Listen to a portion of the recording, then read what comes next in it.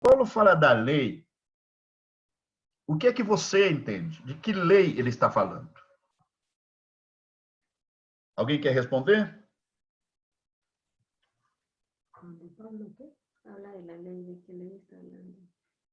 Não todos de uma vez. Eu posso. Quando fala da lei. Só um minutinho. Tá dando eco aqui. Quando falando da lei, ele está falando do antigo pacto, da aliança que Deus fez entre Moisés, através de Moisés, com o povo israelense, os hebreus. É essa lei que estava fazendo referência. Olha, pode parecer quase bobo o que eu vou dizer. Mas essa pergunta eu vou fazer para vocês enquanto estivermos estudando o capítulo 7 de Romanos. Não importa quanto tempo tome, eu vou voltar a fazer essa pergunta que soa tão óbvia para todos vocês. Quando Paulo fala da lei, de que lei ele está falando? Eu vou voltar a fazer essa pergunta para você, ainda que pareça óbvio, mas existe uma intencionalidade em repetir aquilo que você já sabe, ok? Eu estou avisando para que quando eu repetir, você não diz, será que o Paulo se esqueceu? Não, não esqueci, não. Eu estou fazendo isso intencionalmente. É muito importante.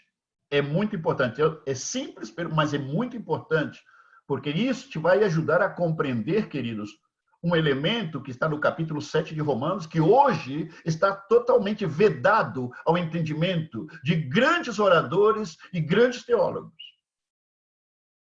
Por isso, eu exorto você realmente a estar atento a todo o tempo que estamos estudando o capítulo 7 de Romanos. Estejam atentos ao posicionamento, aos textos bíblicos, à contextualização. Eu vou buscar contextualizar no máximo o significado do capítulo 7 para que vocês entendam do melhor possível. Vou apresentar a vocês os argumentos, não somente bíblicos, mas argumentos lógicos também com respeito ao ponto, ok?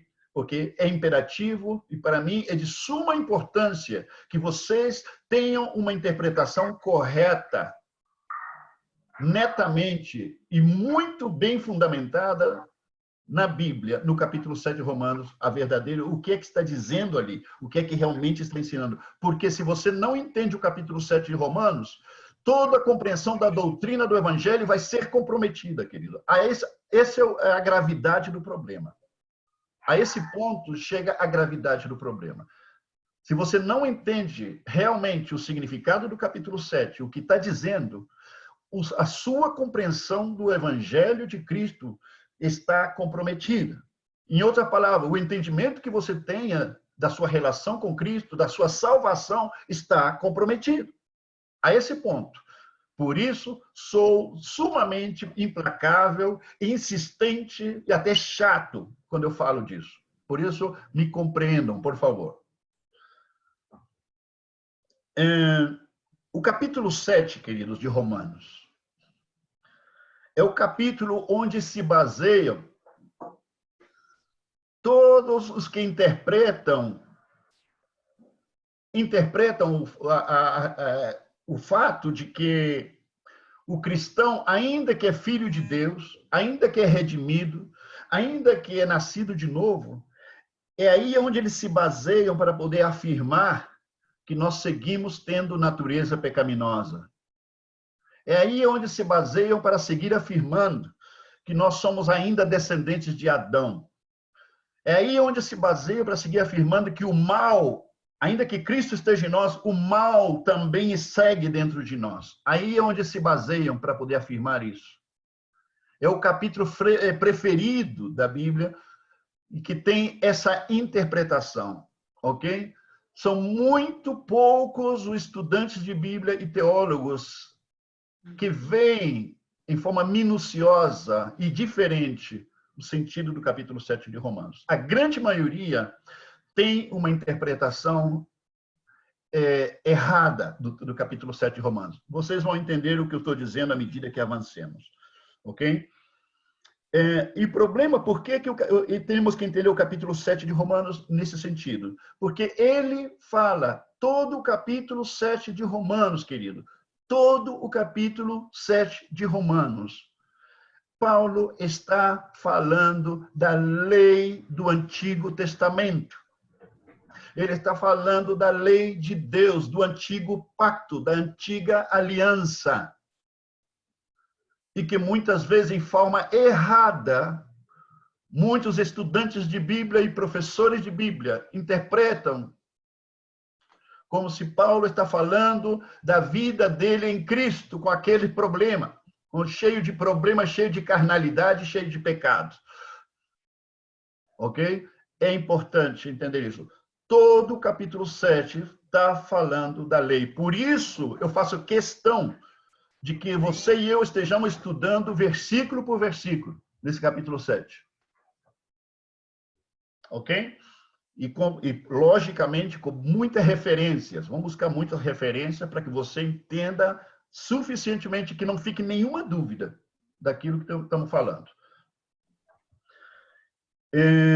O problema também no capítulo 7 é que muitos que erram na interpretação do capítulo 7 passa porque eles não entendem a figura literária que o apóstolo Paulo utiliza ali. Eles não entendem a figura literária, a forma literária que o apóstolo Paulo utiliza, a linguagem que ele utiliza no capítulo 7. Nós vamos ver referências em outros livros da Bíblia, onde aparece o apóstolo Paulo falando, demonstrando essa mesma figura literária que ele está utilizando aqui. É uma forma de contextualizar para a nossa melhor compreensão e interpretação do texto. Ok? Também no texto, o apóstolo Paulo, ele de repente fala da lei, de repente ele fala mandamento, de repente ele fala preceito. Ele utiliza esses três termos que, na realidade, como pano de fundo, queridos, ele está falando da mesma coisa, ok? Quando fala da lei, mandamento e preceito. A diferença dessas três palavras consiste em detalhes. Eu vou te dizer quais são os detalhes em que consiste a diferença quando o apóstolo Paulo fala da lei e fala de mandamento e preceito. Quando ele fala da lei, ele está falando da lei como o conjunto total dos mandamentos de Deus, o conjunto geral e total da lei de Deus, da Torá, ou como você queira entender, ok? E quando ele fala de mandamento, ele está destacando um princípio, um mandamento particular específico daquela lei. E você vai ver isso dentro da leitura do capítulo 7.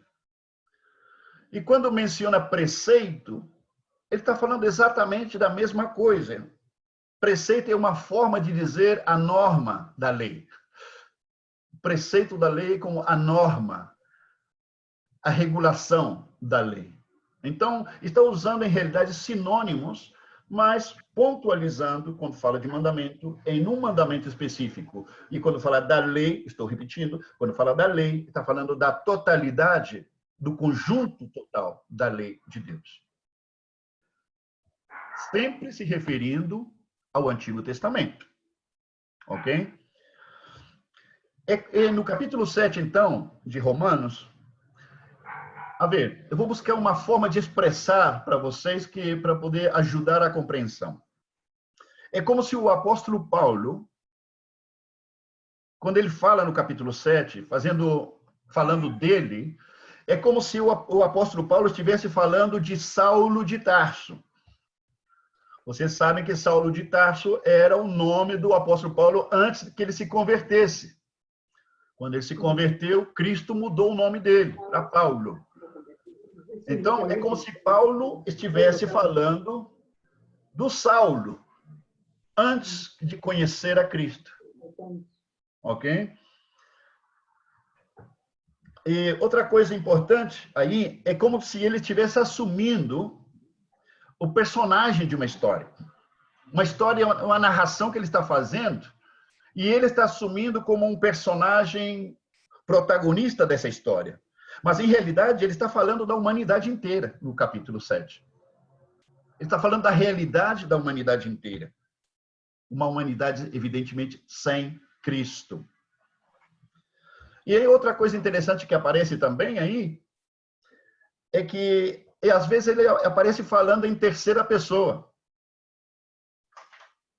Ele aparece falando em terceira pessoa, como se dizendo, o Paulo hoje não está para muita frescura, não. Falando em terceira pessoa, ele usa essa figura também literária em seus escritos, ok? Este é o primeiro exemplo que eu dei aqui de que ele está assumindo um personagem de uma história. É como se, de repente, eu falasse com vocês o seguinte, que a igreja, minha igreja, em Uberlândia, eu tenho reunião de oração nas terças, tenho reunião nas quartas de estudo e tenho reunião na sexta e também tenho um culto dominical.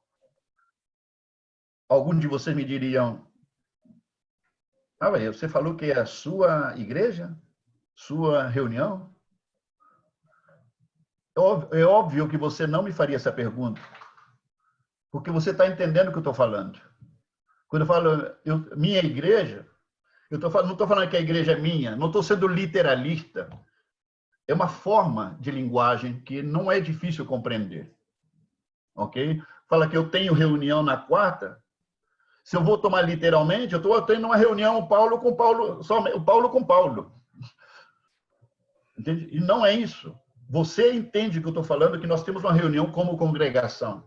Por quê? É uma forma de linguagem. E essa forma de linguagem o apóstolo Paulo usa com muita frequência nos seus escritos. Me vão entendendo, certo? Ok. Vamos ver alguns textos bíblicos a modo de exemplo do que eu estou falando com vocês. A modo de exemplo, onde outra vez aparece o apóstolo Paulo. Ok? Vamos ver esses exemplos para que você possa ir entendendo a contextualização daquilo que nós estamos estudando no capítulo 7 de Romanos. Eu vou pedir a ajuda de vocês para a leitura. Em 1 de Coríntios, capítulo 10, versículo 28 ao 31. Alguém pode ler isso para mim? Quem vai poder ler? Ok, ali vai ler esse texto. Renata, lê para mim 1 de Coríntios, capítulo 4, do versículo 1 ao 6. 1 Coríntios 4, do 1 ao 6. A Renata vai ler.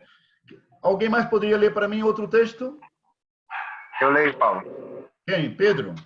Pedro, lê para mim 1 de Coríntios, capítulo 13, versículo 1 ao 3. Entendeu, Pedro?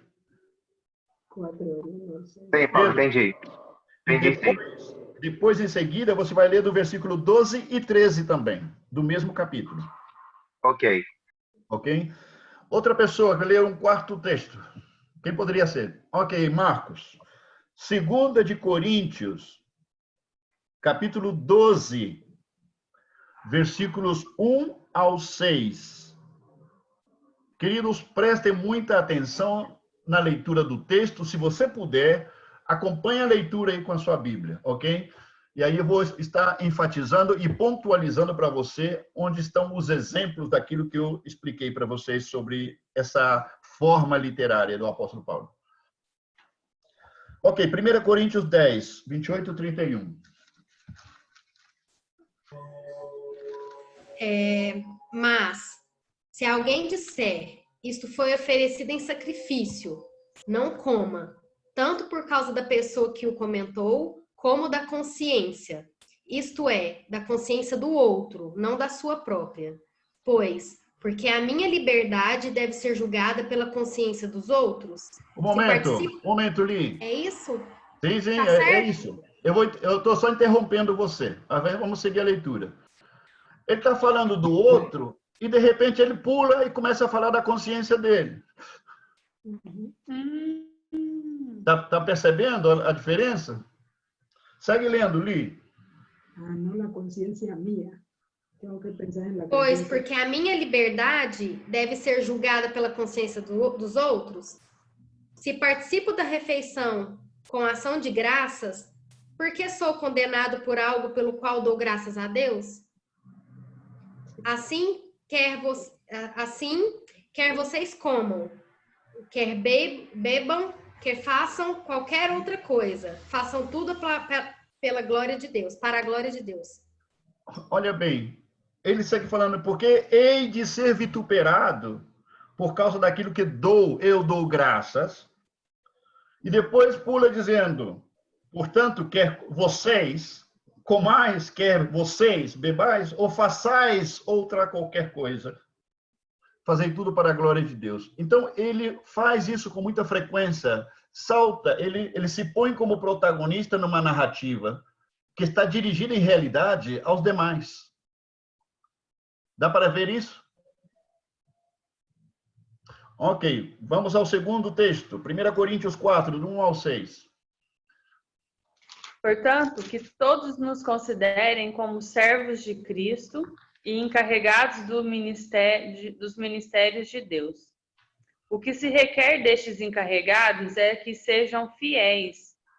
Pouco me importa julgado por vocês ou qualquer tribunal humano. De fato, nem eu julgo a mim mesmo. Embora em nada minha consciência me acuse, nem por isso justifico a mim mesmo. O Senhor é quem me julga. Portanto, não me julguem nada antes da hora dessa vida. Desculpa. Portanto, não julguem nada antes da hora desvida. Esperem até que o Senhor venha. Ele trará à luz o que está oculto nas trevas e manifestará as intenções dos corações. Nessa ocasião, cada um receberá de Deus a sua aprovação. Irmãos, aplicai essas coisas a mim e a Apolo, por amor a vocês. Perdão, eu falei 6, não é? Termina, Renata, desculpe. Para que aprendam de nós o que significa. Não ultrapassem o que está escrito. Assim, ninguém se orgulha a favor de um homem em detrimento de outro. É interessante, se você presta atenção no versículo 2 e 3, diz: ora, além disso, o que se requer dos dispenseiros é que cada um deles seja encontrado fiel. Todavia, a mim, muito pouco se me dá de ser julgado por vós ou por tribunal humano. Ele tem que estar falando dos outros e, de repente, ele se mete e começa a ser o protagonista da narrativa. Não sei se vocês estão percebendo. Paulo, desculpa, mas eu não entendi. Ele começa falando dos outros, ele está fazendo recomendações, advertência e exortações em termos gerais, aplicado em termos gerais a muitas pessoas. E, de repente, na mesma narrativa, ele se coloca como protagonista, como se a coisa estivesse falando com ele. No versículo 2 e 3 se percebe claramente isso. Dá para perceber aí? Estou lendo de novo, peraí. Os demais estão percebendo isso? Ok. Lê aí, Li. Qualquer coisa a gente esclarece depois. Vamos partir para o versículo 1 Coríntios 13. Posso ler? Versículo 1 ao 3 primeiro, Pedro. Ok. Ainda que eu fale a língua dos homens e dos anjos, se não tiver amor, serei como o bronze que soa ou como um símbolo que retine. Perdão, Pedro. Pedro, espera um pouquinho. Olha bem que Paulo começa falando, ainda que eu fale a língua dos homens e dos anjos. Ainda que eu fale a língua dos homens e dos anjos. E aí ele segue, ainda que eu. Segue aí, Pedro. Tenho amor. Pedro. Ainda que eu tenha o dom de profetizar e conheça todos os mistérios e toda a ciência, ainda que eu tenha tamanha fé a ponto de transportar montes, se não tiver amor, nada serei. E ainda que eu distribua todos os meus bens entre os pobres, e ainda que entregue meu próprio corpo para ser queimado, se não tiver amor, nada disso me aproveitará. Uhum. Agora posso ler o 12. O 12 e o 13 também, Pedro. Posso ler? Sim. Porque agora vemos como em espelho, obscuramente. Então veremos face a face. Agora conheço em parte, então conhecerei como também sou conhecido. Agora, pois, permanecem a fé, a esperança e o amor, estes três. Porém, o maior desses é o amor. Interessante que o versículo 12, ele não saiu do tema em nenhum momento, e disse, porque agora vemos, agora ele inclui, está falando dele com os demais. Vemos, como em espelho, obscuramente, então veremos, disse ele, face a face. Eu creio que quando você tenha lido o capítulo 13 de 1 Coríntios, eu tenho certeza que você não teve nenhuma dúvida de que ainda que Paulo esteja dizendo, ainda que eu fale a língua dos anjos e dos homens, com certeza você também entendeu, como eu, de que ele está falando de qualquer cristão. Porque se eu sou literalista, somente Paulo fala a língua dos anjos e dos homens. E não necessariamente ele está falando de toda a igreja de Corinto, porque ele está escrevendo para a igreja de Corinto, onde ele faz muita instrução sobre os dons, como, por exemplo, dons de línguas e outros mais. Então, ele está falando, ele está outra vez protagonizando a narrativa, mas o que ele está falando, ele está incluindo implicitamente a todos. Nesse caso, a igreja de Corinto. Querido, vocês percebem isso? Sim. Todos percebem isso? Ali está com cara de dúvida. Ok. Marcos, leia o 2 de Coríntios, capítulo 12, versículo 1 ao 6.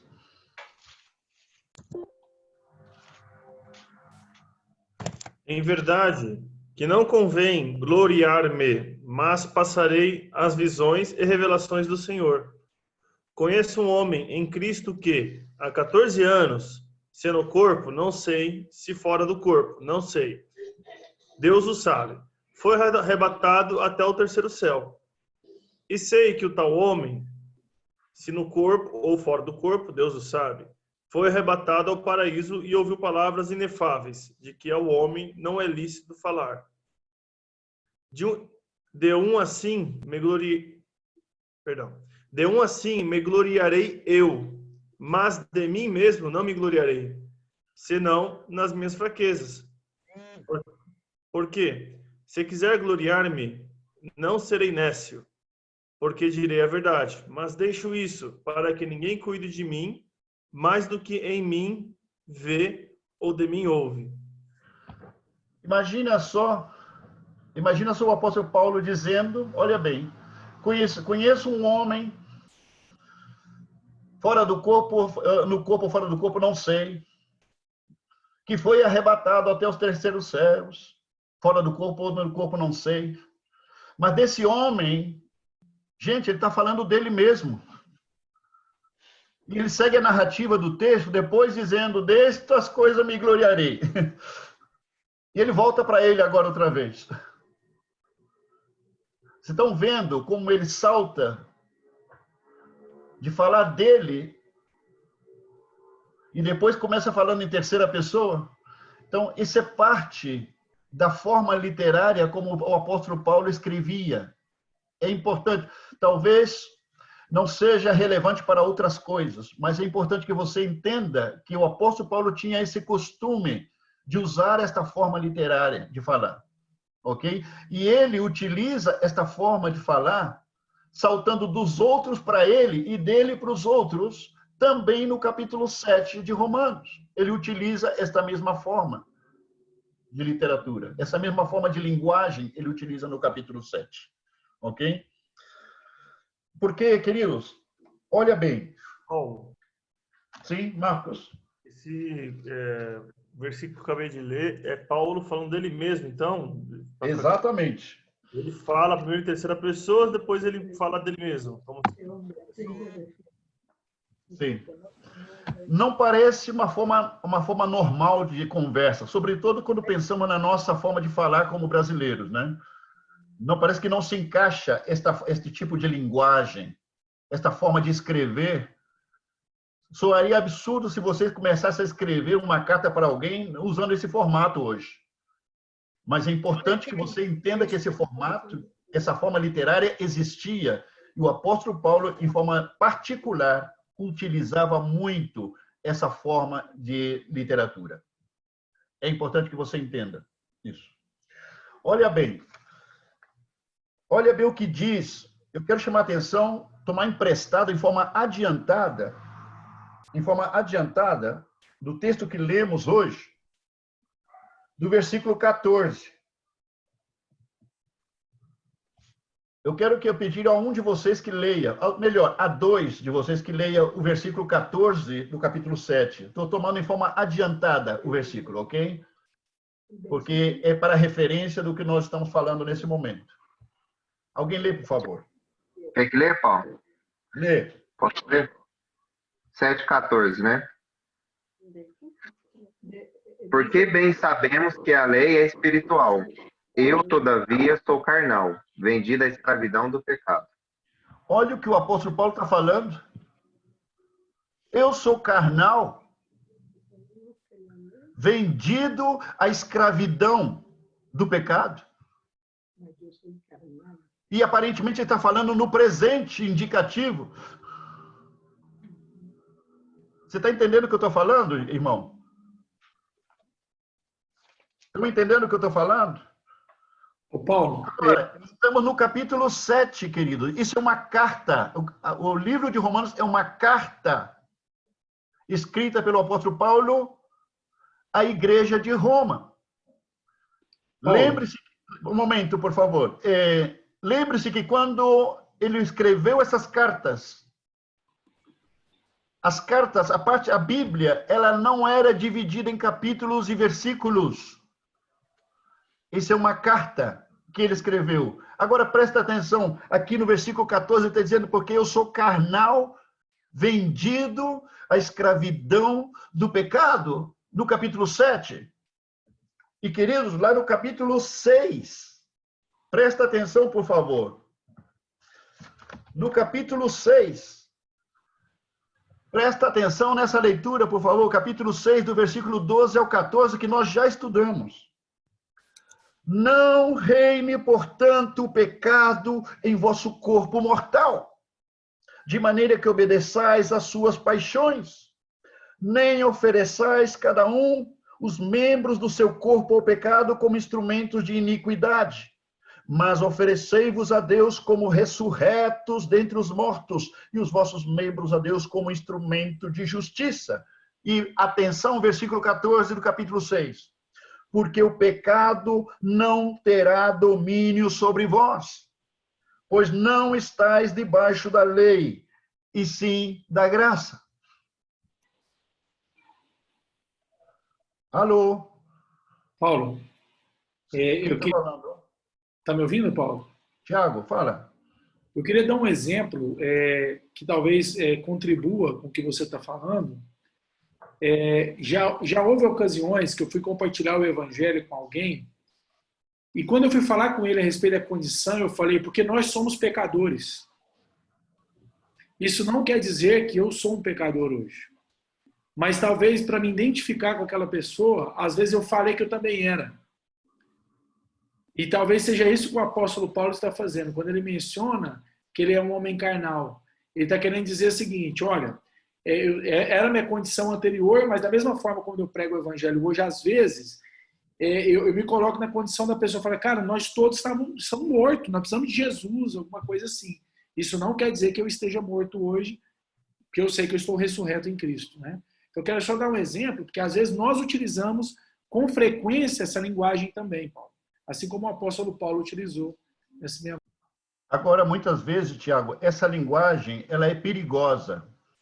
Concordo. Porque confunde, ela tem gerado confusão, e a prova disso é que hoje, em forma massificada, a maioria acredita, outra palavra, foi transladado do outro lado. Exato. Paulo, isso é igual a Senhora da Aparecida. Como é que é? Isso é igual falar Nossa Senhora da Aparecida. Exato. Agora, gente, vocês ouviram quando eu li o versículo 14? O pecado não terá domínio sobre vós, porque não estáis debaixo da lei, senão da graça. Agora presta atenção no outro texto, no mesmo capítulo, versículo 17 e 18. Por favor, me acompanha, por favor. Mas graças a Deus, porque outrora, escravos do pecado, outrora, escravos do pecado. Gente, estamos no capítulo 6. Outrora, escravos do pecado, contudo, viestes a obedecer de coração a forma de doutrina a que fostes entregues. E uma vez libertados do pecado,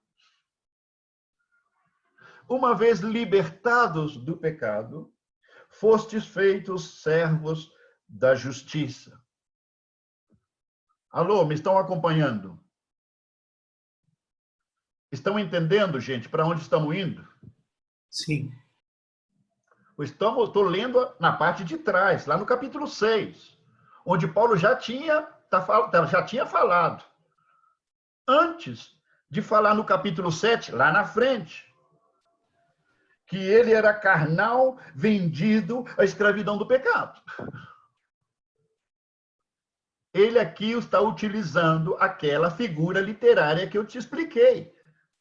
Ele está falando da condição do ser humano, da humanidade, onde ele está tomando o personagem protagonista dessa narrativa, mas falando, em realidade, da condição da humanidade e da condição dele antes de converter. Gente, está dando para entender? Me perdoa a minha insistência, me perdoa a minha repetição, mas eu considero extremamente importante que você entenda isso, que nós estamos estudando aqui. Só não tinha entendido por que no capítulo 6 ele deu tanta ênfase em falar que ele era, e agora, ele, pelo que eu entendi, ele falou em presente que ele tinha sido vendido. Mas aí ele só está colocando como ele já foi, não como é. Exato. Exatamente. E olha também os últimos, versículo 20, do 20 ao 23, do capítulo 6 ainda. Versículo 20 ao 23. Olha o que ele diz. Porque quando éreis escravos do pecado, como ele pode falar de quando eram escravos do pecado? Lá no capítulo 6, se no capítulo 7, versículo 14, ele está dizendo que ele é carnal e vendido à escravidão do pecado. Gente, me tá seguindo? Por favor. Por que eu estou tão chato com vocês nisso aqui? Porque existem grandes homens de Deus hoje, os grandes, os graúdos. Eles erram nisso. Eles erram nisso. Falta de revelação nisso. Seguimos. Quando erais escravos do pecado, estáveis isentos em relação à justiça. Naquele tempo, os resultados que colhestes, somente as coisas de que agora vos envergonhais, porque o fim delas é morte.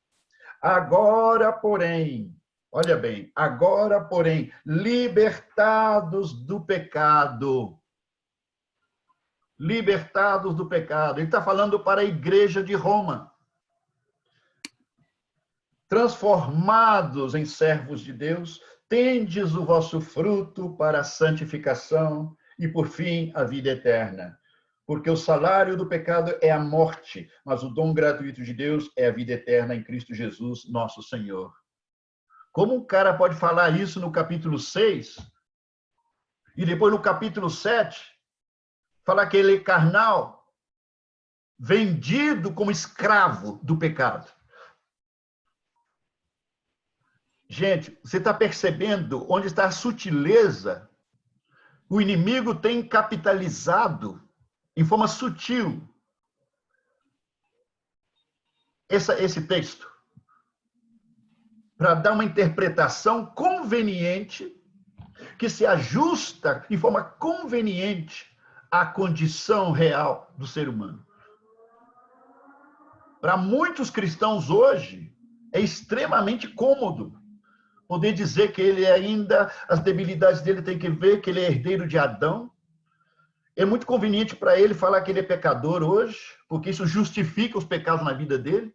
É muito conveniente ele seguir falando que a natureza pecaminosa ainda governa dentro dele e que não tem opção se não pecar. E baixo essa conveniência, e perdoa uma expressão, essa interpretação maligna, satânica, diabólica, que lamentavelmente muitos homens de Deus, verdadeiros homens de Deus hoje, que eu admiro e que respeito, eles creem em forma errada esse texto.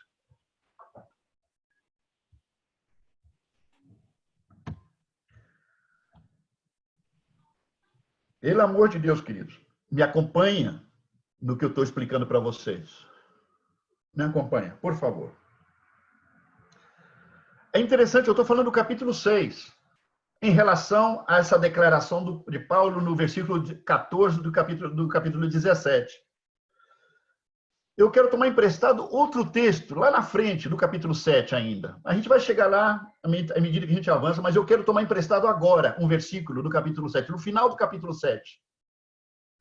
Porque eu quero fazer uma comparação, querido, presta atenção, quero fazer uma comparação desse versículo no capítulo 7 com outro versículo no início do capítulo 8.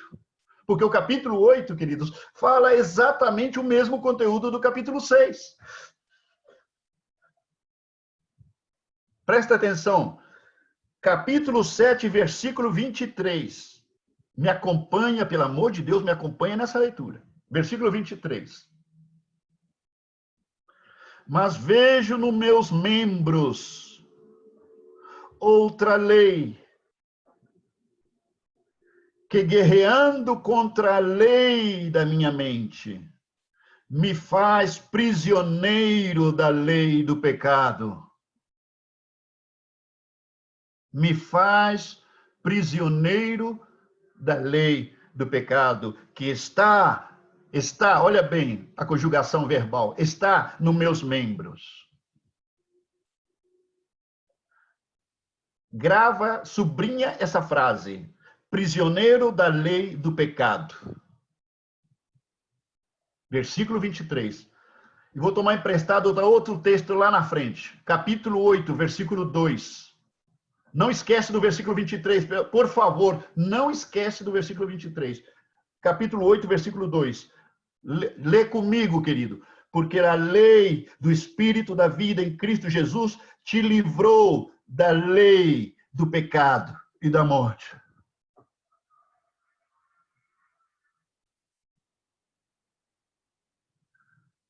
Vou ter que ler esses dois versículos 2 ou 3 vezes para que você não esqueça jamais. Capítulo 7, 23. Mas vejo nos meus membros outra lei, que guerreando contra a lei da minha mente, me faz prisioneiro da lei do pecado. A lei do pecado. A lei do pecado. Romanos 8, 2. Porque a lei do Espírito da vida em Cristo Jesus te livrou da lei do pecado. Te livrou da lei do pecado e da morte. Alô? Estão aí? Sim. Estão todos aí? Sim, Gente, Paulo. Eu estou. espero, em nome de Jesus, eu espero que vocês me estejam entendendo. Honestamente, eu rogo a Deus que entenda, porque eu entendo hoje, depois de muitos anos, a importância que tem correta interpretação do texto de Romanos 7, onde todos, se não quase todos, tropeçam nesse capítulo. Ô, Paulo, posso ver se eu entendi ou você vai explicar melhor? Que coisa? Essa referência que tem quando ele fala desses dois tipos. Quando ele fala que ele está num corpo do escravo do pecado e quando ele fala que está livre também. Um é em contra do outro, é a contraparte do outro. Primeiro, no 7, ele disse que ele estava prisioneiro da lei do pecado. E no 8.2, ele disse que o Espírito de vida em Cristo livrou da lei do pecado. Então, o que ele quer falar com isso é que, como ser humano, com corpo carnal, ele está sujeito ao pecado, não que ele vive na prática do pecado, mas que como a lei não foi abolida, né, ele vive abaixo da lei e também é passivo de cometer pecado, mas que o Espírito Santo, Cristo habitando ele, faz com... Não, Pedro, onde está? Onde é que você está? Oi? Pedro, Oi? me escuta? Sim. Meu irmão, não pode misturar as duas coisas, não. São duas coisas diferentes. Aqui Paulo está falando, no capítulo 7, da condição dele nas trevas. Isso. Uhum. E lá no 8, ele está explicando o que aconteceu depois. Ah, tá. Eu entendi que ele fez de novo o que ele falou aqui atrás, Pedro, ó. Exato. Que ele já tinha falado o que tinha acontecido, mas ele citou a antiga condição dele. Exatamente. Entendi. É igual você falou, Paulo, no início, que ele estava falando como se fosse falando Paulo de Tarso, né? Exatamente. Entendi. É por isso que eu estou insistindo com vocês, estou sendo chato, repetitivo com vocês, é porque não quero que errem nisso. Paulo, era como, a gente já falou sobre isso uma vez, né? Como se Paulo tivesse escrevido primeiro o capítulo 7, depois o 6, teria facilitado um pouco as coisas. Exato. Se ele tivesse escrito o 7 primeiro e depois o 6, seria mais, não haveria nenhuma confusão. Mas não foi assim. Ele escreveu nessa ordem, porque era uma carta, lembre-se. Paulo, é como se ele usasse aquele recurso de linguagem da identificação para a exemplificação, né? Exato. Ou seja, identifica Exatamente. ali com o testemunho que ele está dando, né? Justamente para exemplificar a obra que Cristo fez na vida dele. Então, é o que o Tiago colocou, né? Que é como se ele estivesse pregando para uma pessoa falando, não, porque como pecadores e tal, nós estamos nas trevas, isso, aquilo, mas Cristo fez tudo isso em nós. E aí o capítulo 7 é justamente onde ele coloca essa identificação, né? Para exemplificar a obra que Deus fez, né? Que é o que está no 6 e no 8. É muito certo, Ana. Gente, eu quero tomar emprestado mais textos ainda do capítulo 8 para reforçar isso que estamos falando. Já presta atenção, por favor. Deixa eu só terminar aqui. Lá no versículo 4 do capítulo 8, estou tomando emprestado, em forma adiantada o texto, ok? A fim de que o preceito da lei se cumprisse em nós, disse o apóstolo Paulo. Olha bem, que nós que não andamos segundo a carne, mas segundo o Espírito. O cara lá no 7 falou que ele era carnal, vendido à escravidão do pecado. No versículo 23, que havia uma lei nos seus membros que levava ele prisioneiro para a lei do pecado. No capítulo 7. E no 8 aqui ele diz que não andamos segundo a carne, ele incluindo a si mesmo. Não andamos segundo a carne, mas segundo o Espírito. Versículo 6. Porque o pendor da carne dá para a morte. Essa carne aqui é natureza pecaminosa, queridos, por se acaso. E lá no versículo 7. Por isso o pendor da carne, olha bem, o pendor da carne quer dizer, aquele que vive segundo a natureza pecaminosa é inimizade contra Deus. Inimizade contra Deus. Pois não está sujeito à lei de Deus, nem mesmo pode estar. Está inabilitado. Portanto, os que estão na carne, os que estão vivendo segundo a natureza pecaminosa, não podem agradar a Deus. Versículo 9. Vós, porém, não estáis na carne, mas no Espírito. Se de fato o Espírito de Deus habita em vós. Gente, dá para ver o contraste? Temos vários textos ainda que seguir estudando no capítulo 7. E que vai reforçar isso que estamos falando aqui. Ok? Alguma pergunta até aqui? Algum comentário até aqui. A Michelle está querendo fazer um comentário, mas você, se tem algum comentário que fazer, vai se preparando aí, alguma pergunta, porque eu não quero seguir adiante sem antes estar seguro que vocês entenderam o que nós compartilhamos até agora. Eu tenho, Paulo. Espera a Michelle. Um momentinho, Marcos. A Michelle vai compartilhar. No capítulo 7, quando... Mais forte.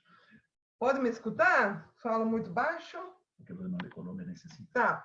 No capítulo 7, sim, no tempo quando eu estudei o livro Romanos, eles também falavam muito da figura literária.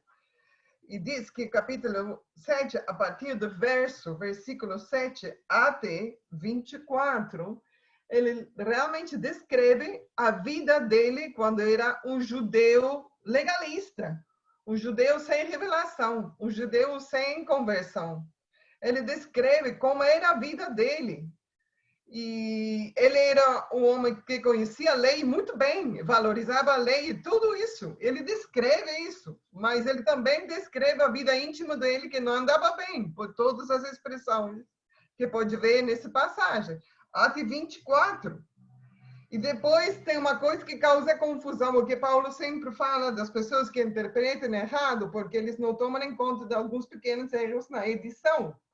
O versículo 25 diz, na NVI que eu uso, graças a Deus por Jesus Cristo nosso Senhor, é uma coisa que foi colocada no lugar errado. Isso deveria vir ao final dessa oração. E por isso eu coloco sempre uns parênteses para não confundir.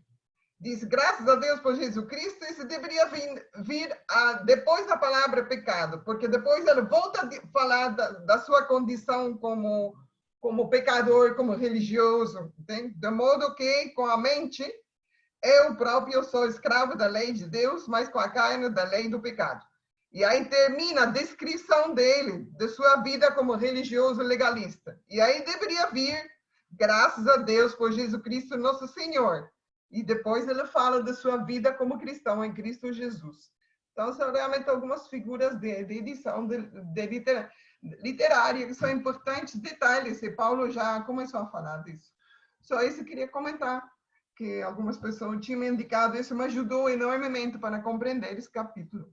É muito importante o comentário que a Michelle está fazendo. Somente eu dou muita validez ao comentário que ela está fazendo, porque ela estudou o livro de Romanos na escola de estudo bíblico indutivo, que não conheço uma escola dedicada ao estudo da Bíblia mais intensa que a escola do estudo indutivo da Bíblia.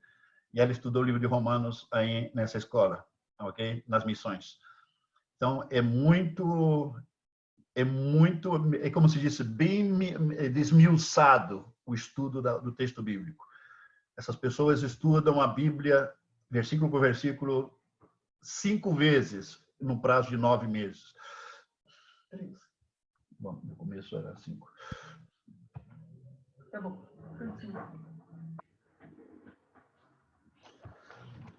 Bom, Marcos, você queria fazer um comentário? Sim. A Michelle já falou boa parte do que eu ia falar, com muita propriedade. Mas o que ressalta, né, nesse trecho do Romanos 17 é como que Paulo estava agonizando, como ele se sentia frustrado, como ele não conseguia cumprir com as altas demandas de Deus. E assim é a realidade de todo mundo que está sem Cristo, né? Todo mundo está sem Cristo, sem a graça, como já tem sido ensinado, é uma ferramenta capacitadora em nossas vidas, né? Se nós estamos debaixo da graça, nós recebemos capacitação sobrenatural. Por isso que nós vivemos em espírito, é uma nova vida. Eu acredito que o Paulo vai explicar mais para frente sobre a relação do casamento, que quando explica sobre o casamento, que ele estava falando em Romanos 7, cai como uma luva todo esse ensinamento, Paulo, né? Acho que o senhor vai ensinar sobre isso. Bom, já tratamos isso nos primeiros versículos, Marcos. Não, eu entendo, mas vai fazer eu sei que eu acompanhei, mas vai fazer uma conexão agora dos dois. Já. Ok, alguém mais queria falar? Ô, Paulo, então quando o apóstolo Paulo sempre se refere como escravo do pecado, ele está se referindo ao passado dele. E isso em qualquer passagem que ele esteja pregando? Sim, porque senão estaríamos falando com um cara bipolar. Tá. Tá ok. Não, Paulo, se um cara que estava nas trevas jamais teria condições de ter a revelação que ele tem. Exatamente. E, gente, não existiu na história um teólogo maior que o apóstolo Paulo. Jamais. Nem você, Paulo? Nem Paulo da Silva. Brincadeira. Nem o Thiago Ramos. Nem o Ramos, sequer. Não, né? Aí também não. Gente, alguém mais gostaria de fazer um comentário breve para a gente seguir estudando? Nem o Pedro Ramos. Ah, Pedro Ramos, né, Haroldo? Verdade. Não, verdade. Nem o Pedro Ramos chega perto, hein? De jeito nenhum. Ok, gente, alguém mais quer fazer um comentário, alguma pergunta para a gente seguir estudando? A Petra. Está falando comigo o tempo todo. Ok. Então, se tem comentário, gente, faz como eu de vez em quando. Surge alguma dúvida, algum comentário, você vê uma luz assim que você acende, toma nota, faz aí, anota um papelzinho, tem um bloco de notas aí. Ok? É bom, muito bom isso. Ok. Peguemos o versículo 7. Que diremos, pois? É a lei pecado? Olha a pergunta, logicamente retórica, né? É a lei pecado? De modo nenhum. A lei não é pecado. Mas lembrem-se, ainda que a lei não é pecado, está debaixo dela, é estar baixo maldição. Não que a lei seja maldição, mas estar abaixo da lei, do jugo da lei, é ser maldito. Ok? É muito importante isso. E disse, é a lei pecado? De modo nenhum. Mas eu não teria conhecido o pecado senão por intermédio da lei. Antes de seguir debulhando esse versículo, eu quero fazer outra pergunta para vocês. O que é pecado? Se pode dar uma definição na Bíblia, melhor ainda. O que é pecado? Vamos, gente, não todo mundo de uma vez, um de cada vez. Tudo que não é por fé? Como? Tudo que não é por fé é pecado? Bom, essa é uma maneira, uma variante, uma das tantas variantes maneiras de dizer, mas existe uma definição, assim, direta, específica, implacável, na própria Bíblia. O que a Bíblia chama o que é pecado. E a Bíblia diz o que é pecado. Eu me recordo que uma vez você comentou, não sei, não tenho certeza se foi você, mas que seria uma entidade espiritual. Sim, isso seria como a natureza pecaminosa, Jazzy. Certo. Ok, gente. 1 de João, capítulo 3, versículo 4. Alguém lê para mim aí. 1 João 3, versículo 4.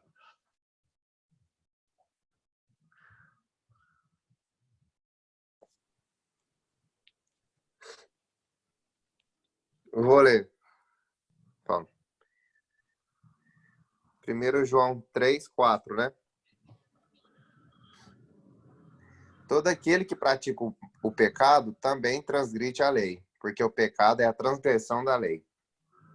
Pecado, queridos, é a transgressão da lei de Deus. Pecado é a transgressão da lei de Deus. Transgredir a lei de Deus, esse é o pecado. Eu gosto muito de lembrar algumas coisas, algumas experiências práticas. Pensemos em dois personagens. Um homem do bem e um homem malvado, alguém do mal. De repente, vem o homem do bem e está passando por uma praça e, de repente, encontra uma grama muito bonita no jardim e encontra que na grama tinha uma plaquinha que diz não pisar na grama. O cara do bem, ele tem duas opções. De fato, na vida real, acontecem essas duas opções. A primeira delas é que o cara é do bem, e a consciência dele é muito sensível, ele fala, não, gente, aqui não vou pisar nessa grama, não. Aí tem uma placa aí, por alguma razão puseram essa placa. Se eu vou pisar, vai prejudicar o gramado, né? Ou tem gente que ainda é do bem, mas gosta de, como se diz, gosta de tentar, né? E igual vai e pisa na grama. Mas se o cara do bem pisa na grama, com certeza ele vai sentir. Ele vai sentir na consciência dele. Se é que o cara é do bem. Ele vai sentir que o que ele fez estava mal. Por outro lado, temos o cara do mal. Ok? Aquele cara que é malvado. E, de repente, se topa com a mesma plaquinha e a mesma grama. Ele vê aquela grama e aquela plaquinha que diz não pisar na grama. Mas vem nele uma vontade desesperada, quase uma necessidade de ter que pisar naquela grama. Pelo simples fato que existe uma placa ali que diz não pisar na grama. Pode ser que se aquela placa não estivesse ali, o cara nem sequer teria olhado para aquela grama. Estou falando do cara do mal. É tão assim que ele vai e pisa na grama. E ele vai sentir uma experiência praticamente prazerosa e quase religiosa pelo fato de ter ido em contra daquela placa. Isto fala da natureza da pessoa. Lembre-se disto. Lembre-se disso. Nós não vamos soltar isso que eu acabei de falar, não. A gente vai seguir no mesmo tema, porque é importante entender na prática como funciona isso. A pessoa praticamente que é do mal, ela sente prazer de ir contra daquilo que é correto, daquilo que é verdadeiro. Parece que é uma necessidade que está na natureza dele. E exatamente é isso. Tem que ver com a natureza daquela pessoa. E o texto segue dizendo, mas eu não teria conhecido o pecado senão por intermédio da lei. Não teria conhecido o pecado senão pelo intermédio da lei. Quando disse conhecer o pecado, eu escrevi aí no chat a palavra ginosko. Essa palavra ginosko é a palavra que aparece baixo conhecer. Nesse caso, conhecer o pecado. Então, conhecer o pecado aí, o que o texto está dizendo é que tomar consciência, não somente tomar consciência em termos teóricos, senão tomar consciência em termos empíricos. Em outra palavra, tomar consciência e vivenciar aquele conhecimento. Ou experimentar na prática aquele conhecimento. Quando diz ao texto bíblico que não conheceu o pecado senão pela lei, está dizendo que aquela plaquinha que Deus colocou, de alguma forma, fez nascer dentro daquela pessoa um desespero, uma necessidade de experimentar aquilo. Ok? Esse é o sentido de ginosco. E disse, não teria conhecido o pecado senão por intermédio da lei. Agora, queridos, esse elemento que é mencionado aqui no versículo 7 é um dos propósitos pelo qual a lei do Antigo Testamento segue vigente. Lembra-se que existem 3 propósitos atuais, 3 propósitos vigentes de por que a lei ela é necessária hoje. Se lembra? Alguém quer me citar quais são os 3 propósitos? Vocês devem saber isso.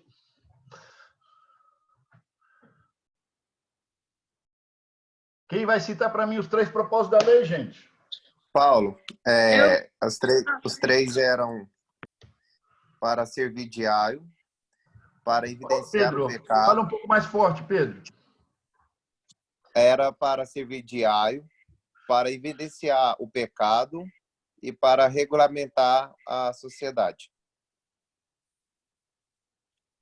Tá faltando uma aí. Não, falei 3. Eu sei, mas você repetiu uma. Alguém, outra Ah, tá. pessoa quer mencionar? Mas ele falou, não é? Regulamentar a sociedade, evidenciar o pecado e servir de aio. Eu falei as 3, Paulo. Ah, eu não entendi o aio que você mencionou aí. A sua voz está meio assim, meio opaca. É porque meu telefone tá acabando a bateria, deve ser isso.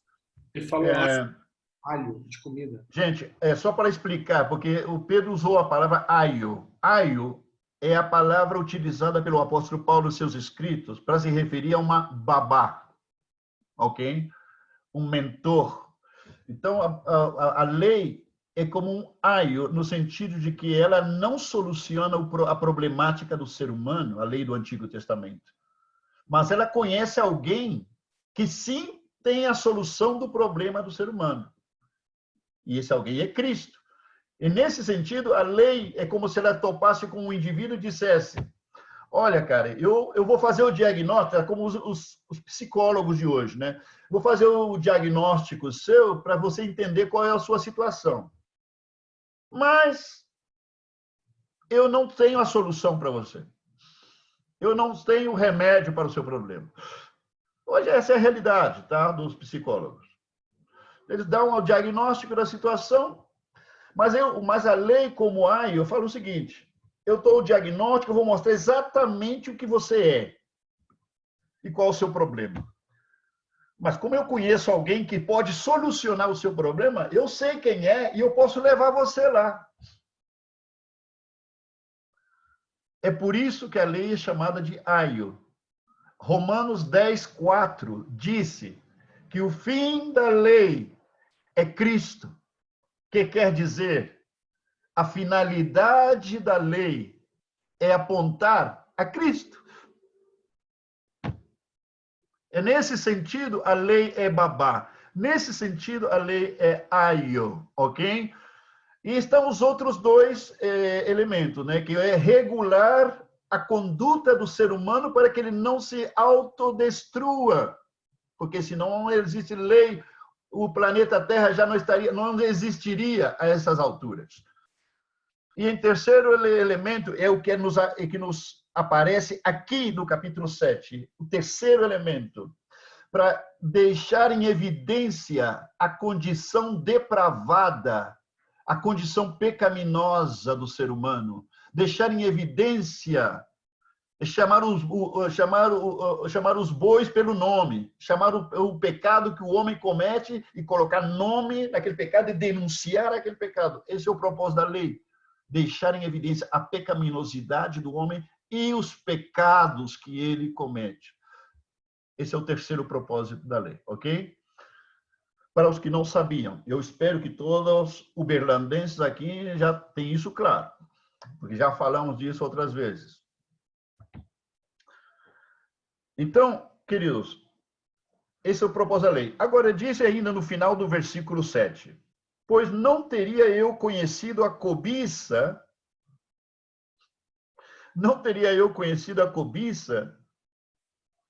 se a lei não dissera, não cobiçarás. A palavra cobiça, para que vocês que estão anotando, é a mesma palavra, olha bem, a mesma palavra que concupiscência. E, por favor, não vai cair no erro que alguns irmãos, eu tenho ouvido por aí, não aqui, gente, em outros lados, ok? O que eu vou falar. De alguns irmãos que estavam orando pelo pastor, dizendo que Deus possa encher ele de concupiscência, porque parecia uma palavra bonita, como não sabia o significado, né? Estava orando para que Deus enchesse o pastor de concupiscência. E não tinha ideia do que está falando, né? Então, cobiça e concupiscência é a mesma palavra, queridos. E a palavra também eu coloquei aí no chat, é epitumia. Epitumia é a palavra que traduz cobiça e concupiscência.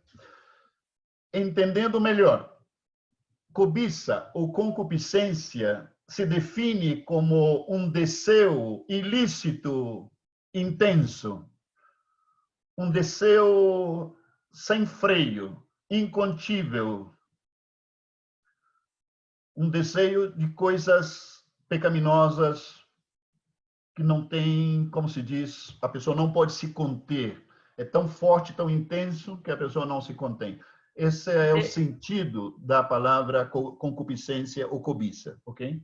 É um desejo, Paulo. É um desejo ardente, intenso, por algo ilícito. Assim, se querem escrever. Não pode Bom. ser equivalente a paixão? Bom. Para estar usando no Brasil? Pode ser. Marcos? Oi. Então, o senhor está fazendo menção ainda do versículo 7, né? Porque... Estou no versículo 7. No conhecimento da lei, pelo conhecimento da lei, ele conheceu a concupiscência. Porque a lei, se a lei não falasse, cobiçarás. Então, porque a lei falou que não cobiçarás, ele cobiça. É mais ou menos naquele exemplo que o senhor deu da placa, ela não pise na grama. É mais ou menos isso, né? Por aí vai. Mas, Por aí vai. Mas é o conhecimento não da lei, é o conhecimento do pecado. Paulo, mas nesse exemplo que o Marcos falou, o cara pisaria na grama mesmo não tendo a plaquinha. Ah, também, né?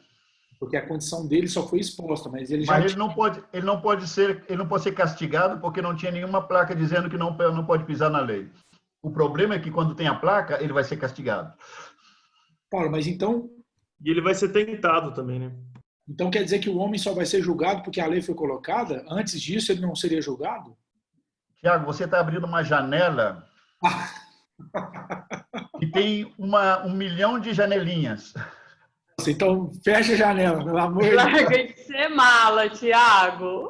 Olha, para quem quer saber a resposta do que o Tiago acaba de mencionar, leia capítulo 1 e capítulo 2 completo de Romanos. Aí está a resposta do comentário que acaba de fazer o Tiago Ramos. A resposta existe, nós podemos explicá-la, mas já estudamos esse tema. Portanto, eu ia não falar vou que nós repetir. estudamos isso aí. Ok? Ele é mala. Eu fiz essa... Porque senão a gente vai dizer que aqueles povos que não foram alcançados, não tiveram acesso à lei, não sabem.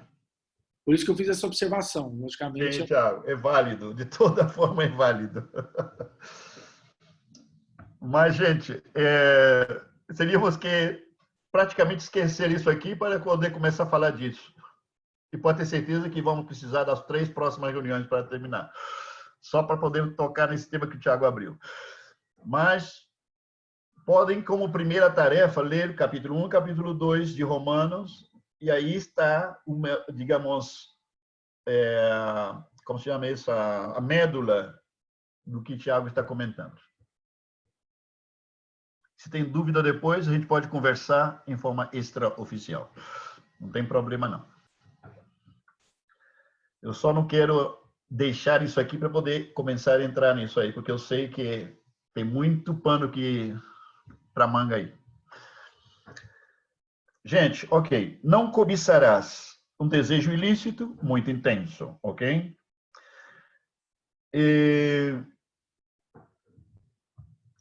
Quando diz, aqui no versículo 7, gente, fala da lei 3 vezes, só no versículo 7. De que lei está falando aqui? A lei de Moisés. Exatamente. Está falando da lei do Antigo Testamento. Não esqueçam disso. Pelo amor de Deus, não esqueçam disso. Eu falei que ia encher a paciência de vocês com isso, né? Ok, gente, vamos para o versículo 8. Mas o pecado, pelo mandamento, tomando ocasião pelo mandamento, despertou em mim toda sorte de concupiscência. Já não fala de cobiça, senão de concupiscência, que é a mesma coisa. Ok? Epitomia. O pecado, tomando ocasião pelo mandamento, despertou em mim toda sorte de concupiscência. Ok. Vamos entender isso melhor. Está relacionado com o comentário que fez o Marcos. Gente, vocês conhecem aquele velho ditado que diz que tudo aquilo que é proibido é mais gostoso? Cada vez que eu penso nesse ditado, eu lembro de um amigão que eu tinha, um amigo que eu tinha lá em Ouro Preto. Aquele tempo, né? Tempo de trevas, tempos de farra, tempos de loucura, tá? E de repente me reunia com meus amigos e de repente falar, gente, nós precisamos preparar um churrasco. Agora, as pessoas que sugeriam isso eram gente de grana, amigo meu de grana, o cara que podia comprar o que quisesse de repente. Vamos comer um cabrito assado, dizia. Todo mundo, vamos comer um cabrito assado. E tinha esse amigo que era o que tinha mais grana do grupo. E ele chegava e falava, gente, nós precisamos roubar um cabrito. Porque um cabrito roubado é mais gostoso. Olha a linguagem. Olha a linguagem que ele utilizava. O cabrito roubado era mais gostoso. Olha o que tem na cabeça. Agora, esse é um ditado que vocês estão familiarizados com ele, né? Que tudo aquilo que é proibido é mais gostoso. Isso acontece nas trevas, gente. Você sabe disso. Entende? Então, o que acontece? A natureza caída, olha bem, presta atenção, se você quer anotar. A natureza caída do homem só se satisfaz e se nutre daquilo que é mal e corrompido. A natureza dele pede aquilo que é mal e é corrupto. Porque a natureza dele é corrompida e é malvada. Então ele precisa se alimentar esse monstro. Ele precisa alimentar essa natureza. Ela não se alimenta de coisas boas. Essa é a condição do homem nas trevas. É tão interessante que a pessoa malvada, querido, você quer ver uma pessoa malvada constrangida? É confrontá-la com a verdade. Ou confrontá-la com o bem. Faz uma coisa boa, uma coisa realmente boa para uma pessoa malvada.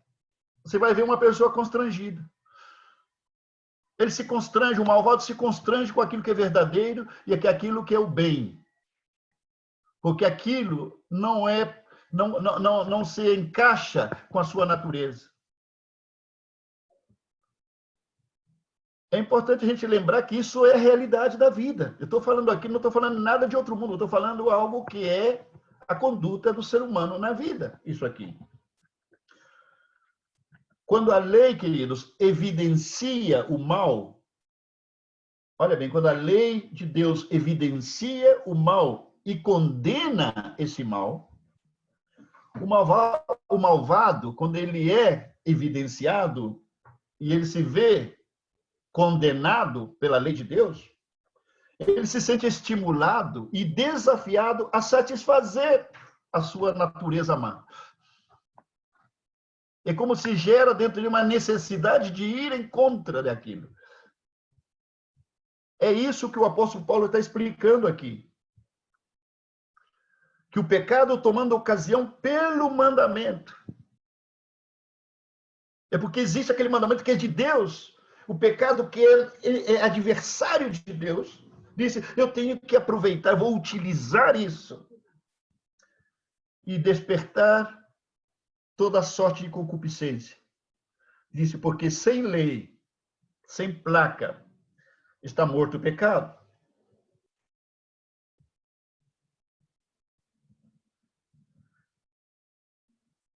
É como aquilo de pisar na grama, né?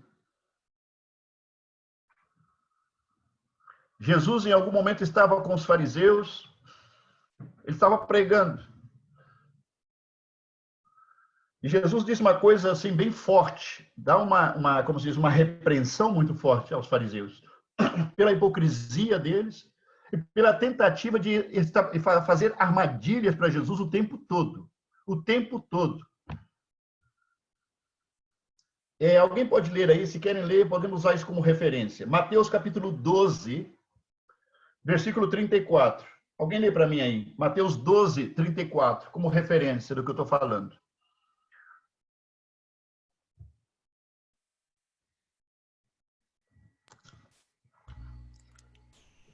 Raça de Vou ler. víbora.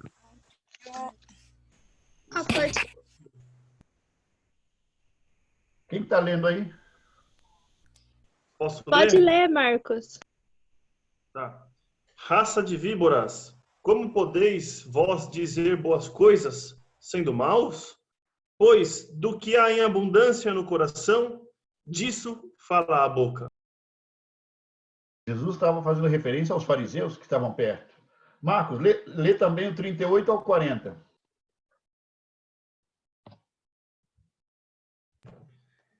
Então, alguns dos escribas e dos fariseus tomaram a palavra, dizendo: Mestre, quiséramos ver da tua parte algum sinal. Mas ele lhes respondeu e disse: Uma geração má e adúltera pede um sinal, porém não se lhe dará outro sinal, senão o do profeta Jonas. Pois, como Jonas esteve 3 dias e 3 noites no ventre da baleia, assim também estará o Filho do Homem 3 dias e 3 noites no seio da terra. Os mesmos fariseus que tinham sido repreendidos por Jesus, agora quisiam poner, a intenção deles era colocar armadilha para Jesus. Aí, mestre, faz um sinal aí para a gente ver. E Jesus percebeu a maldade, as más intenções deles. E disse: geração perversa e adúltera está pedindo sinal. Geração perversa e adúltera está pedindo um sinal. E aí Jesus dá a resposta, né? Que eu espero que vocês conheçam o significado dessa resposta. Que somente seria o sinal do profeta Jonas, porque assim como Jonas esteve 3 dias e 3 noites no ventre do peixe, assim o Filho do Homem estaria 3 dias e 3 noites no ventre da terra. Em outras palavras, o único sinal para esta geração perversa e adúltera é a morte e a ressurreição de Cristo. O Evangelho, a pregação do Evangelho.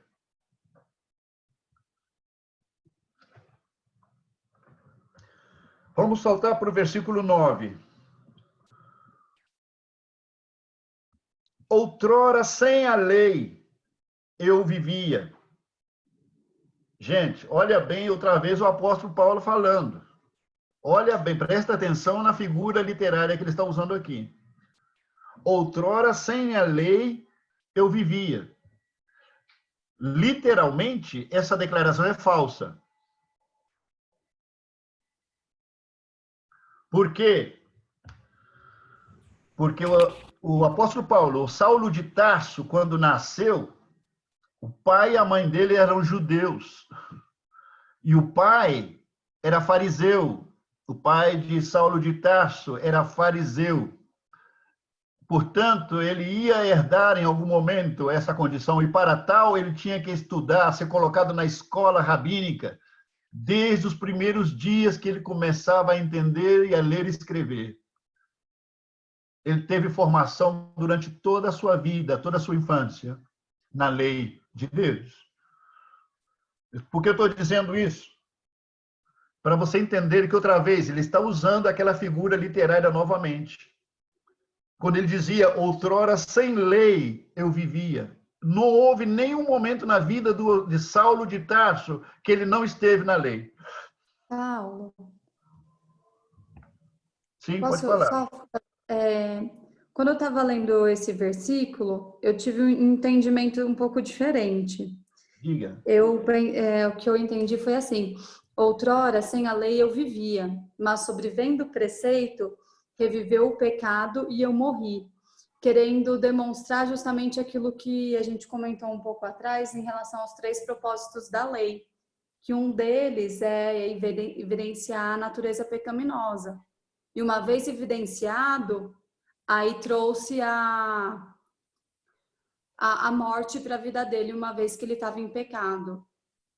Sim, Josi, isso é absolutamente inaplicável no caso do apóstolo Paulo. Porque, insisto, ele teve uma formação dentro da lei de Deus desde a infância dele. Agora, quando ele diz que eu outrora sem lei eu vivia, lembre-se que ele está aqui protagonizando a história, mas em realidade ele está falando da humanidade. O que ele está dizendo aqui? Que houve um tempo na história da humanidade, e nesse caso a história do povo de Israel, que eles não tinham lei. O tempo da escravidão no Egito, eles recém receberam a lei lá no Monte Sinai. Então, houve um tempo que a lei não existia. Mas depois chegou a lei foi dada. Lembre-se quando nos primeiros capítulos de Romanos, que nós estudamos essa parte, quando o povo vivia sem lei, mas apesar de viver sem lei, a morte prevalecia desde Adão até Moisés, ainda que não existia uma lei, a condição de morte espiritual já existia, independente se a lei existia ou não. Mas a lei, ela veio regular tudo isso e trazer à luz a realidade que já existia. Por isso que ele está falando aqui a nome da toda a humanidade, em realidade. Porque se vamos tomar literalmente, é falso, totalmente falso, essas palavras. Faz sentido, Paulo. Obrigada. Que realmente ele nasceu já há muito tempo depois da lei, né? Exato. Então é muito importante entender, já não esqueçamos aquela figura literária que eu falei com vocês lá no começo. Ele aqui está adotando um personagem de uma narrativa para falar a nome de toda a humanidade, todo ser humano, da condição do ser humano, baixo a lei de Deus. Ok? Então diz aqui o texto, versículo 9. Outrora sem lei eu vivia, mas sobrevindo o preceito, o pecado reviveu. A lei, queridos, ela define e evidencia o pecado e a condição pecaminosa do homem. A lei de Deus, ela é o espelho. Ela é a luz, de certa forma, que traz em evidência a condição pecaminosa dos homens e também põe nome aos bois, dá nome aos pecados que o homem comete. Por isso, ela evidencia e denuncia ao mesmo tempo o pecado. Por isso, Paulo diz aqui, outrora sem lei eu vivia, mas sobrevindo o preceito, está falando da lei também, reviveu o pecado. E eu morri. Gente, eu quero que alguém me explique o que é que Paulo quis dizer quando falou e eu morri. Quando o pecado reviveu, eu morri. A lei veio, reviveu o pecado e eu morri. Alguém, por favor, me responde. Eu sei que vocês sabem a resposta e eu preciso ouvir a sua boca. O que quer dizer, Paulo, aqui eu morri? O salário do pecado é a morte. Mais especificamente, Marco, outra pessoa que queira responder.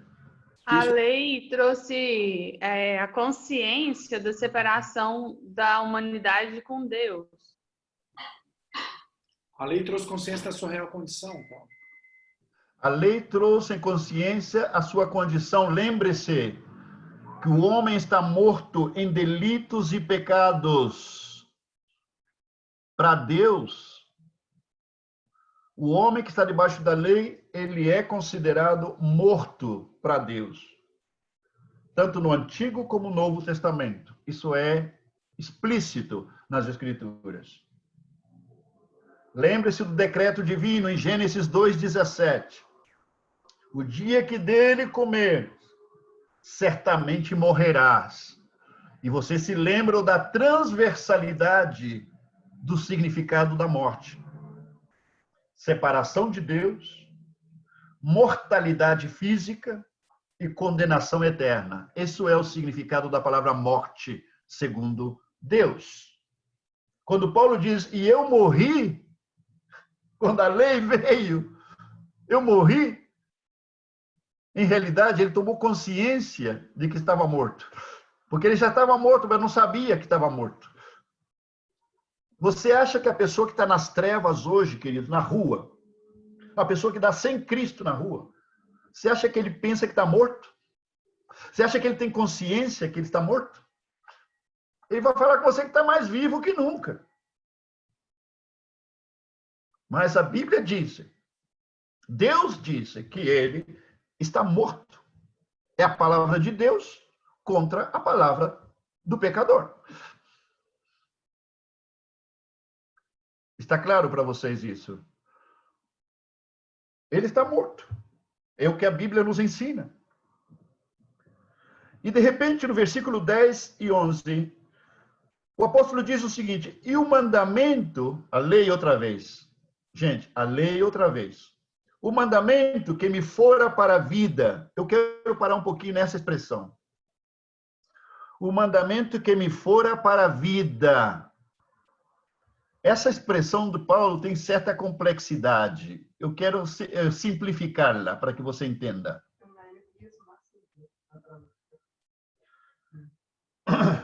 Eu quero explicar para que você entenda. Os judeus, os rabinos, fariseus, doutores da lei, por alguma razão, apoiados em Levíticos, capítulo 18, versículo 5, apoiados em Levíticos 18, versículo 5, onde Deus fala com o povo de Israel que eles tinham que guardar os estatutos e os decretos de Deus. E disse, porque o homem que pratique meus estatutos, neles, nos estatutos, ele viverá. Levíticos 18, 5 diz isso. Ele não disse que ele vai viver pelos estatutos, que ele vai ter vida por obedecer e cumprir os estatutos. Não é o que o texto diz. O texto diz que o homem que pratica esses estatutos de Deus, por esses estatutos ele viverá. O que quer dizer? Viverá nos estatutos. A vida dele será nesses estatutos. Aquilo, evidentemente, levava consigo a bênção de Deus, levava consigo certas bênçãos, certos privilégios, porque a não obediência aos estatutos de Deus tinha consequências também. Ok? É importante entender isso. Mas, o que o povo judeu, a religião judaica, entendeu é que por praticar a lei de Deus, eles teriam a salvação. E esse foi o grande problema que o apóstolo Paulo se enfrentou com os judeus permanentemente. Por isso, Paulo, você vê o apóstolo Paulo falando, não é por obras, é por graça.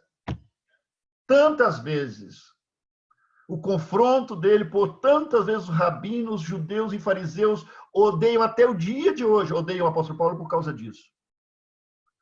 Porque eles acreditavam que a salvação e a justificação consistia em cumprir a lei do Antigo Testamento. E isto, repito, isto é combatido ferozmente em praticamente todos os escritos do apóstolo Paulo, esse pensamento. É interessante notar o seguinte, quando estive no Chile, eu quero dar um exemplo do que eu estou falando, um exemplo que eu vivi. Eu estava no Chile e estava vendo a televisão na casa de um amigo, e de repente, no programa que estavam mostraram dois pastores, olha bem, dois pastores entrevistando a um rabino judeu. E segundo o programa, aquele rabino que parecia que foi tirado do tempo de Jesus, porque tinha toda a vestimenta dos fariseus da época, assim. Aquele rabino, ele era considerado naquele momento pelos pastores como um rabino messiânico, em outras palavras, um judeu fariseu que creu que o homem de Nazaré, Jesus de Nazaré, é verdadeiramente o Messias. Por isso era um rabino messiânico. E aquele homem ele não usou a Torá, não usou o texto bíblico em nenhum momento. E os pastores faziam muitas perguntas profundas no Antigo Testamento para ele. Era uma verdadeira cátedra aquele rabino estava dando. Uma verdadeira cátedra, queridos. Cara impressionante. Ele tinha tudo aqui de memória, os textos do Antigo Testamento. Eu fiquei sumamente impressionado. Até que chegou o momento, olha bem, até que chegou o momento que um dos pastores perguntou o seguinte: Rabino, o justo pela fé viverá. Queridos, até aí chegou o Rabino. Eu vou te explicar. Eu vi o programa. O Rabino diz, mas está claro o texto? Está muito claro o texto. O justo, aquele que é justo, quando ele seja justo de verdade, ele estará preparado para começar a viver a fé do Messias. Gente, me entenderam? Ele falou, ele tomou literalmente o texto. Ele disse, primeiro você tem que ser justo. Depois que você seja justo, então você estará em condições de participar da fé de Cristo. Ou seja, nunca. Em outras palavras, o que ele estava dizendo, afirmando e repetindo aquilo que o apóstolo Paulo tem combatido durante toda a sua vida ministerial. Ele estava repetindo aquilo que os judeus têm crido erradamente durante gerações. Eles seguem buscando a justificação e a salvação pelo cumprimento da lei do Antigo Testamento. Vamos ler uns textos do próprio apóstolo Paulo, para que você entenda, porque o próprio apóstolo Paulo, ele também estava no mesmo erro na época que estava nas trevas. Olha bem, olha bem.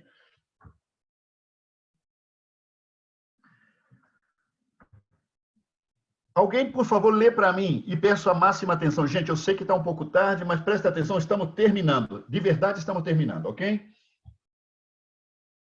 5 ou 10 minutinhos mais e terminamos. Alguém lê para mim Romanos, capítulo 10, do versículo 1 ao 5. Presta muito atenção no que o apóstolo Paulo fala aí.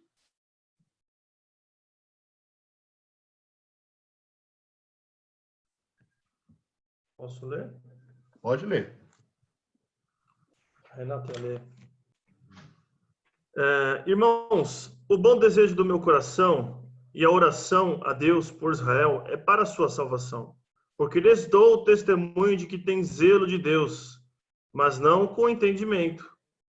Porquanto, não conhecendo a justiça de Deus e procurando estabelecer a sua própria justiça, não se sujeitaram à justiça de Deus.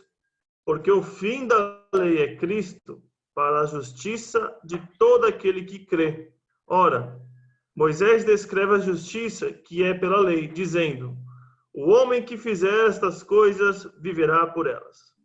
Ele está repetindo Levíticos 18:5 aí. Porque esse era o entendimento, ele disse que ele tinha, o povo de Israel disse, eles tinham zelo de Deus, mas não um zelo com entendimento. Por que não tinham zelo com entendimento? Porque buscavam a justiça por meio da prática das obras da lei do Antigo Testamento. Eram legalistas. Esse rabino que eu falei com vocês, eu estou falando isso faz 10 anos atrás. Pouco mais de 10 anos atrás. Quase recente. Para que vocês entendam que segue sendo uma cegueira espiritual, segue permeando a visão dos judeus, inclusive aos mais acadêmicos. O próprio apóstolo Paulo, se você lê em Filipenses 3:6, esse é o entendimento que ele tinha. Está aí lá em Filipenses 3:6. Esse entendimento errado, essa visão errada sobre que ninguém jamais seria justificado e ninguém jamais seria salvo simplesmente por guardar a lei.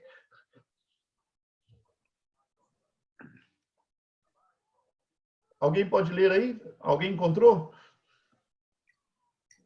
Qual, Paulo? Pode ler. Qual? Filipenses 3:6. Quanto ao zelo, perseguidor da igreja. Quanto à justiça que há na lei, irrepreensível. Paulo falando dele mesmo. Enquanto a justiça que é pela lei, irrepreensível. Ele está falando de como ele era sendo fariseu, na época ele era fariseu, demonstrando, ele tinha um zelo muito forte, porque ele acreditava a mesma coisa, até que Cristo se revelou na vida dele. E aí ele entendeu onde estava a cegueira espiritual do povo de Israel. E é disso que ele fala em Romanos 10, de 1 a 5. O povo, os fariseus, eles tinham zelo de Deus, mas um zelo sem entendimento.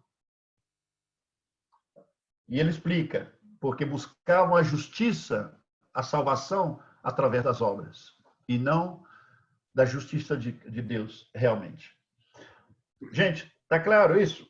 Em outras palavras, a justiça de Deus é aplicada em nós que cremos em Cristo. E os judeus... Não existe justiça que não seja por meio de Cristo. Ele é a justiça de Deus. Cristo é a justiça de Deus. Em outra palavra, sem Cristo, o homem não tem, para o homem não existe justiça sem Cristo. Não existe. Paulo, talvez esse tema que você já compartilhou conosco, né? Não existe outro tema que mais deixa em evidência que nós, de fato, não somos nem armínios nem calvinos. Exatamente. É muito certo, Tiago. Gente, só para terminar, versículo 12, vou só repetir algo que diz no versículo 12 e parto para o 13, 14 e termino, ok?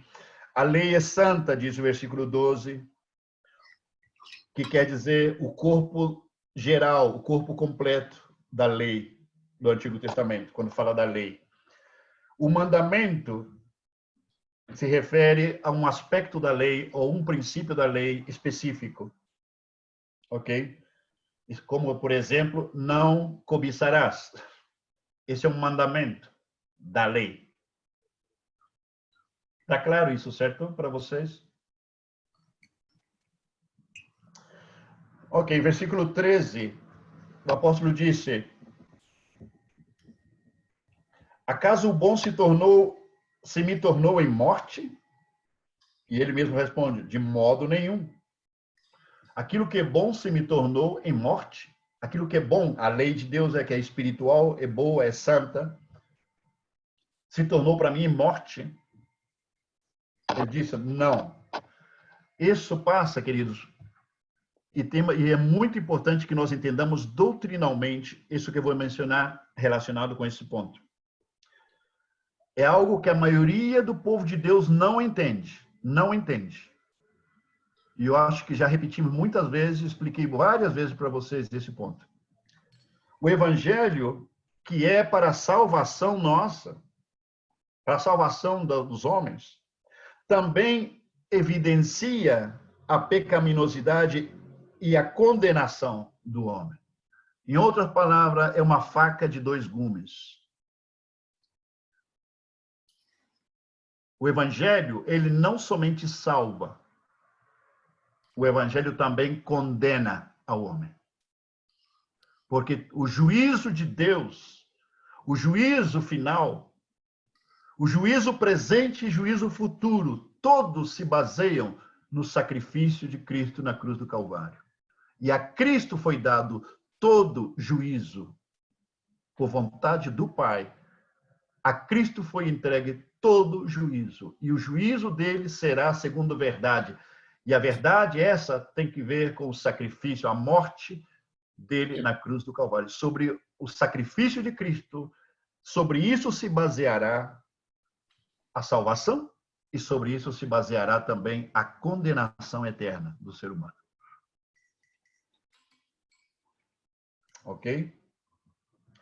A referência bíblica, para os que estão anotando, Evangelho de João, capítulo 3, versículo 17 ao 19.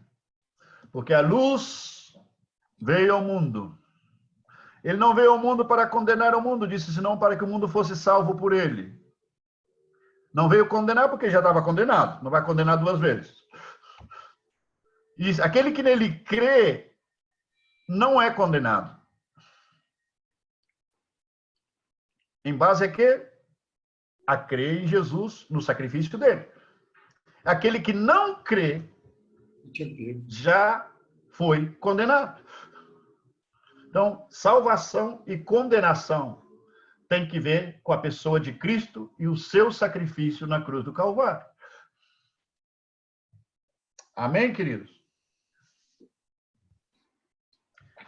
E por último, o versículo 14, que vocês eu tomei emprestado já lá no começo, né?